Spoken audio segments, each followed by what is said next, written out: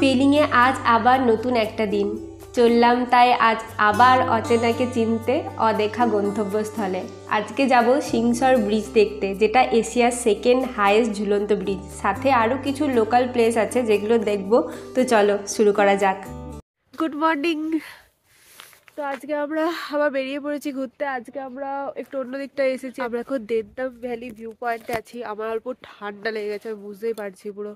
এই দেখো দেবদাম ভ্যালি উপরে ভিউ পয়েন্ট, মানে উপরে ওইখানে উঠে পড়ে আমরা দেখবো। ওইখান থেকে পুরোটা দেখা যাবে। তো চলো উপরে উঠে দেখি।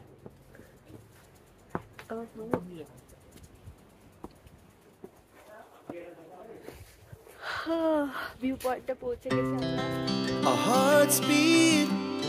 To the city streets, we began to feel the fire. We rise like tall buildings as the chemicals, they take us higher. The night's young and it's just begun as she puts her hand in mine. দেবদাম ভ্যালির উপরে এই রকম সুন্দর view পয়েন্টে বসে বসে চা খাওয়ার কি মজা, তাই না? এখানে ঠান্ডাটা এত বেশি নাকে হিট করছে না, ঠান্ডা লেগে গেছে আমার খুব জোর। আজকে সকালে মানে ভাবছিলাম কোন দিকটা যাবো আর কি ঘুরতে, কারণ অনেক জায়গায় এখনো ঘোরা হয়নি। রুইন্স যায়নি। রুইন্সে একটা সিকিমের রাজার প্যালেস আর কি, সেটা এখন প্রায় ভগ্ন প্রায় অবস্থাতে রয়েছে, কিন্তু তাও ওটা 3 কিলোমিটার মতো ট্রেক করে যেতে হয় ওখানটা। তো ভাবছিলাম কি কি পয়েন্ট কভার করতে পারবো। এদিকে এই ব্রিজটা অনেকটা দূর, যেটা আমরা যাবো, এশিয়া সেকেন্ড হাইয়েস্ট ঝুলন্ত ব্রিজ এটা। তো তারপরে এখানে ওই কি একটা ছাঙ্গ ফলস, ওয়াটার ফলস কি যেন নামটা এক্সাক্ট আমি ঠিকঠাক ভুলে গেলাম। তো ওটা দেখলাম, কিন্তু ওটা আসার সময় নামবো, ওখানে নামিনি। ডাইরেক্ট আমরা এখানে আজকে নামলাম এই দেবদাম ভ্যালিতে। এখান থেকে পুরো ভ্যালিটা দেখা যাচ্ছে, এটা ভিউ পয়েন্ট। এখন জল নেই নিচে, অন্য টাইমে পুরো এখানে নদীর থেকে পুরো জল পুরো দেখা যায়। এখন নদীর জল প্রায় শুকিয়ে গেছে। মার্চ এপ্রিলে নাকি এখানে, অ্যাকচুয়ালি এটা মার্চ এপ্রিলে এখানে সিজন। মার্চ মাস থেকে জুলাই অবধি ওয়াটার ফলসগুলো পুরো মানে প্রচুর জল থাকে। এখন তো প্রায় শুকিয়ে গেছে অনেক ওয়াটার ফলস। আগের দিন ওই রিম্বি ওয়াটার ফলস, রিম্বি নদীর যে ওয়াটার ফলসটা, রিম্বি ওয়াটার ফলসে গেছিলাম, ওটাও প্রায় শুকনো। ওখানে আমরা আর নামিনি ওই জন্য। কিন্তু বর্ষা মানে এই মার্চ এপ্রিল করে পুরো রাস্তায় জল চলে আসে এরকম। তো চলো চাটা খাওয়া হয়ে গেলে নিচে যাই এবার। পৌঁছে গেছি। এই দেখো, এই হলো সেই হ্যাঙ্গিং ব্রিজ। ও এখান থেকে হ্যাঙ্গিং ব্রিজের টিকিট কাটতে হবে, ওখানে ticket counter. Our hearts beat to the city streets, we began to feel the fire. We rise like ওই পাশ থেকে আমরা পুরো ব্রিজটা এই পাশটাতে হেঁটে এলাম। পুরো হ্যাঙ্গিং ব্রিজ না, প্রথমবার নিচে দেখতে একটু ভয় লাগছিল, কারণ মাঝখানে কোনো সাপোর্ট নেই, এরকম ব্রিজ আমি দেখিনি এর আগে। দারুণ, খুব সুন্দর জায়গাটা পুরো। এখানে কি লেখা আছে দেখি, লেখা আছে ওয়েলকাম টু মেনিবং ভিলেজ। আচ্ছা, এটা মেনিবং ভিলেজ অন্য যাই। এরপর এর মাঝে আবার গাড়ি চলে আসবে, তার আগে আমরা একটু এই ব্রিজটাতে হাঁটাহাঁটি করে নিই, মানে ওই পাটটা তো আমাদেরকে যেতেই হবে। তো এই দেখো,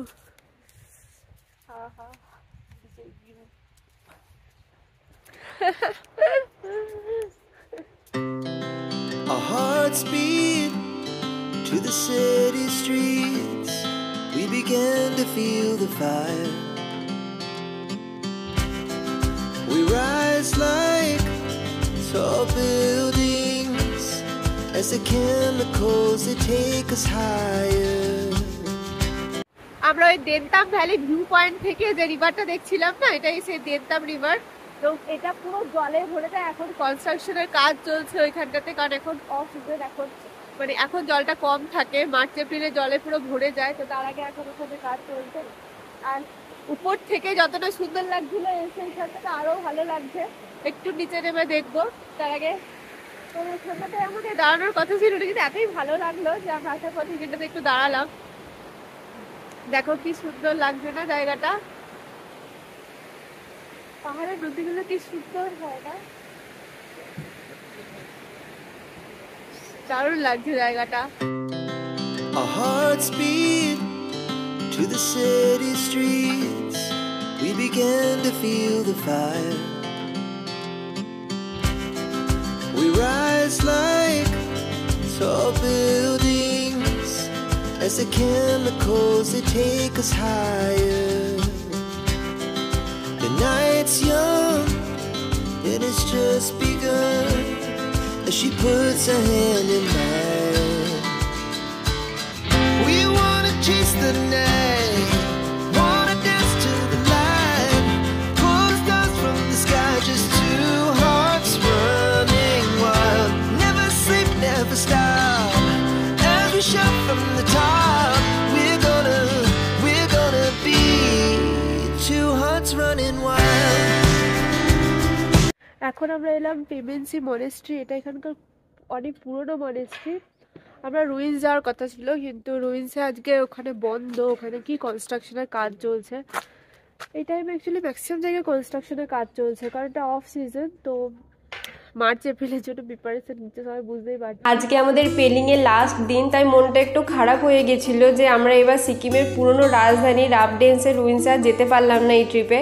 মানে ওইদিকে যাওয়ার রাস্তায় কনস্ট্রাকশনের কাজ চলছে বলে। কিন্তু যাই হোক, এখানে এসে মন খারাপটা ভালো হয়ে গেল। এই মনেস্ট্রিটা এতটা উঁচুতে রয়েছে যে এখান থেকে আমরা খুব ভালোভাবে এই রুইন্স দেখতে পেলাম, ফলে মনে আর আক্ষেপটা রইল না। কথায় আছে না, যা হয় ভালোই হয়, আর সেটাই আজ হলো। যদি রুইন্সে যেতাম তাহলে আর এখানে আসা হতো না। আমরা রুইন্স যেতে পারলাম না, কিন্তু দেখো এখান থেকে আমাদের আমরা একটা ভিউ দেখতে পেলাম। ওই যে রুইন্সের প্যালেস, যেটা আমরা যেতে পারলাম না, সেটা এখান থেকে পুরো এরিয়াল ভিউটা আমরা পাচ্ছি। এখান থেকে পুরো জায়গাটা দূর থেকে খুব ভালোই দেখা যাচ্ছে, এখান থেকে পুরো ক্লিয়ারলি দেখা যাচ্ছে। আমরা জুম করে তোমাদেরকে দেখাবো, কিন্তু আমি এখান থেকে দেখতে পাচ্ছি পুরো ভালো করেই দেখা যাচ্ছে। যাই হোক, ওখান থেকে গিয়ে এটা আমাদেরকে বললো যে ওখানটা ডাইরেক্ট না দেখতে পেলে ওই মনেস্ট্রি, এটা এতটা উঁচুতে যে এখান থেকে ওটা এমনি 3 কিলোমিটার ট্রেক করে যেতে হয়, কিন্তু এই মনেস্ট্রিটা আরো অনেকটা উঁচুতে, যে এখান থেকে ওটা আমরা পুরো দেখতে পাচ্ছি। ওই দেখো,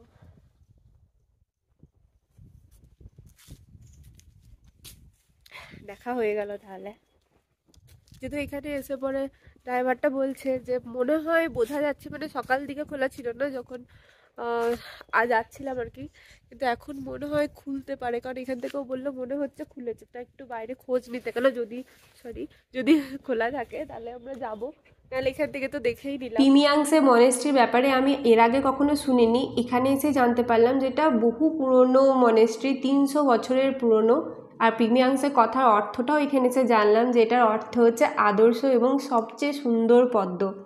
মানে আমি তো রুইন্স যেতে না পারার জন্য খুবই দুঃখে ছিলাম। যে আমাদের ড্রাইভার ভাই যখন বললো যে আমাদের একটা মনেস্ট্রি নিয়ে যাবে, তখন আমি ভাবলাম যে আবার মনেস্ট্রি। এর আগের দিন স্কাইওয়াকের মনেস্ট্রি দেখলাম, মানে এত মনেস্ট্রি দেখেছি আশেপাশে যে আমার আর দেখতে ইচ্ছে করছিল না, আবার সেই মনেস্ট্রি। কিন্তু এটা পুরো আলাদা টাইপের একটা ফিলিংস এলো। এর ভেতরে তো ক্যামেরা অ্যালাউ নেই, তাদের মধ্যে দেখাতে পারলাম না, কিন্তু এর ভেতরে প্রচুর বইয়ের কালেকশন রয়েছে। বৌদ্ধ ধর্মের এত বই রয়েছে, এত বইয়ের সম্ভার আমি দেখিনি। আর মানে 8 ফোল্ড পথ যেটা, সেইটা দেখলাম সিঁড়িতে রয়েছে লেখা। তারপর 108 পুরো যে বইগুলো, সমস্ত বই রয়েছে। মানে এর ভেতর ঢুকলে বোঝা যাবে যে কি মানে বিশাল সম্ভার রয়েছে অ্যাকচুয়ালি। মানে আমার তো দারুণ এক্সপিরিয়েন্স হলো, মানে সব মিলিয়ে দারুণ কাটলো। হাই গাইস, তো কি আর বলবো, লাস্ট দিনে আমার এত বেশি গলাটা ধরে গেছিলো যে আমার গলা থেকে আওয়াজও বেরোচ্ছিল না, তাই এন্ডিং ভিডিওটার ওখানে আমি শ্যুট করতে পারিনি, আমাকে বাড়ি এসে শ্যুট করতে হচ্ছে। কিন্তু